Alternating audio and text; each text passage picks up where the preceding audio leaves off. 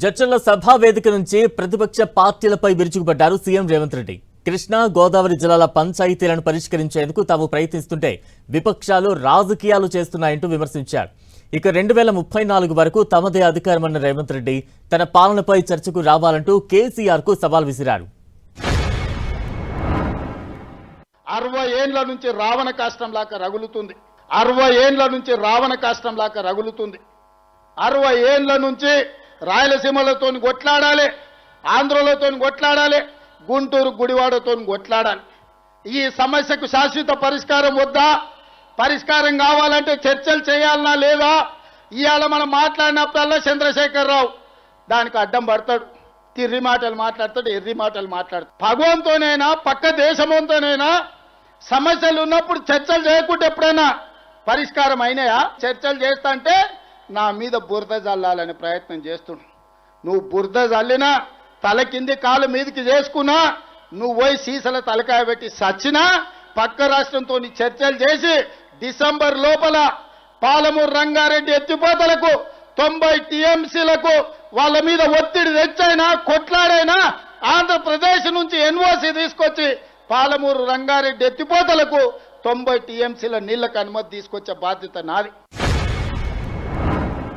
మహారాష్ట్ర ముఖ్యమంత్రిని అడుగుతాం కడుగుతాం, అవసరమైతే మెడలు వంచైనా గోదావరి జలాల మీద తుమ్మిడి ఎట్టి దగ్గర ప్రాణహిత చేవెళ్ల ప్రాజెక్టును కడతాం.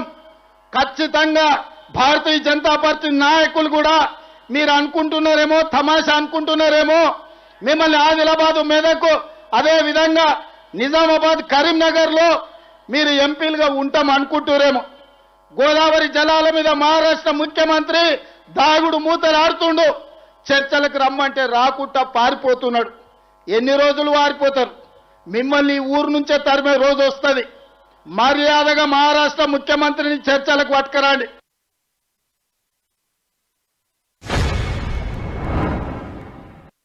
చెప్తే రామాయణం, రాస్తే భారతం అంత అయితే ఈ 30 నెలల నేను చేసింది. నీ 10 ఏండ్ల పాలన, నా 30 నెలల పాలన, 2.5 ఏండ్ల పాలన ఎప్పుడు చర్చ చేద్దామో చెప్పు. రా అసెంబ్లీకి.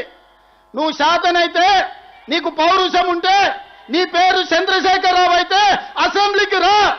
నీ 10 ఏండ్ల పాలన మీద, నా 2.5 ఏండ్ల పరిపాలన మీద చర్చ చేద్దాం. ఓవేళ చర్చలో ఓడితే అక్కడికక్కడ నేను నీ క్షమాపణ చెప్తా. లేకపోతే నోరు మూసుకొని ఆ ఫామ్ హౌస్లో బోర్ల బొక్కల వండుకొని నిన్ను అడిగినోళ్ళు లేదు, నిన్ను పట్టించుకునేవాళ్ళు లేదు. 2009లో మోసం చేసినట్టే మళ్ళోసారి మోసం చేద్దాం అనుకున్నావని నిన్ను మొలక కూడెత్తనీయం బిడ్డ. ఈ జిల్లాల ఈ వేలాది మంది సాక్షిగా పాలమూరు బిడ్డగా చంద్రశేఖరరావు రాసి పెట్టుకొని ఈ డైరీలో పాలమూరు జిల్లాలని జెండాను ఎగరనీయం, గద్దెలు దిగాలే, దిమ్మెలు గూలాలే. ఈ పాలమూరు గడ్డ మీద నీ గుర్తు అనేది ఇక మర్చిపో. నీ గుర్తు, నీ ఎమ్మెల్యే అనేది గతమే. భవిష్యత్తులో ఒక్కరిని కూడా గెలవనీయను. 2024 నుంచి 2034 వరకు కాంగ్రెస్ పార్టీ 10 ఏళ్ళు 2 సారి ముఖ్యమంత్రిగా ఉంటాం. ఇదే నా సవాల్ చంద్రశేఖరరావు. శాతనైతే రా చూసుకుందాం. 2029 ఎన్నికల్లో నీ సంగతి తేలుస్తా. 2వ సారి కాంగ్రెస్ పార్టీని అధికారంలోకి